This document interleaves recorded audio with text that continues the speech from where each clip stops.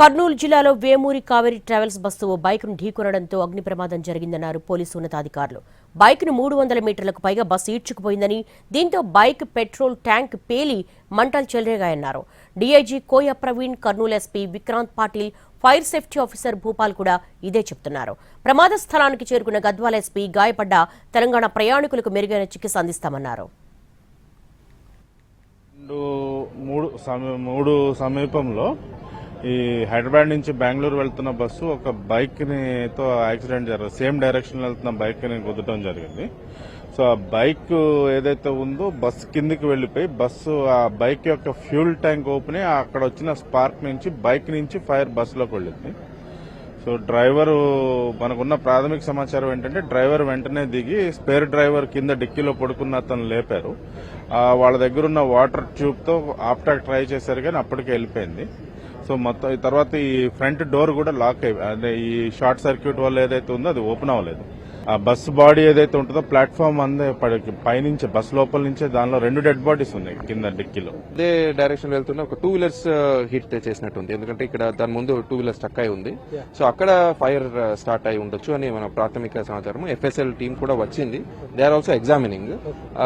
So అక్కడ start అయిపోయిన తర్వాత ఇమీడియట్లీ స్మోక్ వస్తే ప్యాసింజర్స్, తర్వాత ఇక్కడ చుట్టూ కొంతమంది రోడ్ మీద వెళ్లే వాళ్ళు కూడా they try to break open the glass. కొంతమంది బయటికి దూకారు, బట్ అన్ఫార్చునేట్లీ కొంతమంది లోపల ఉండిపోయారు.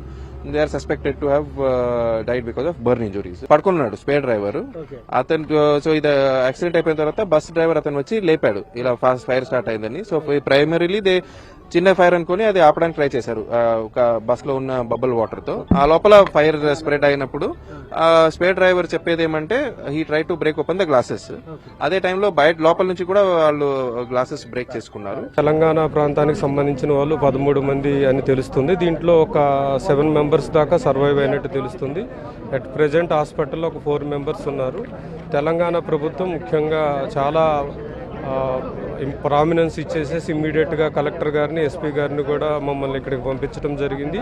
అదేవిధంగా ఒక హెల్ప్ లైన్ నెంబర్ కూడా ఏర్పాటు చేయడం జరిగింది. సర్వైవ్ అయినటువంటి వాళ్ళని బెటర్ ట్రీట్మెంట్ కోసం ప్రత్యేకమైనటువంటి వెహికల్స్లో బెటర్ ట్రీట్మెంట్ కోసం షిఫ్ట్ చేయడం జరుగుతుంది. అదేవిధంగా మిగతా వారిని కూడా గుర్తించడం జరుగుతుంది. ఇప్పుడే ఇక్కడ బస్ దగ్గర DNA అవన్నీ శాంపిల్స్ అవన్నీ కలెక్ట్ చేయడం జరుగుతుంది.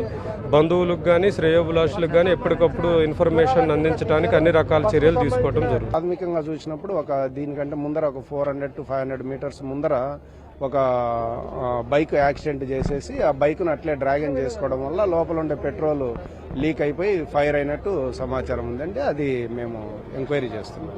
డీజిల్ ట్యాంక్ వెనుకలో ఉందండి. దానివల్ల సేఫ్గా డీజిల్ ట్యాంక్ వెనుకలో ఉంది. బస్సు ముందు నుంచే ఫైర్ అయింది కాబట్టి ముందు నుంచి వెళ్ళిపోయింది.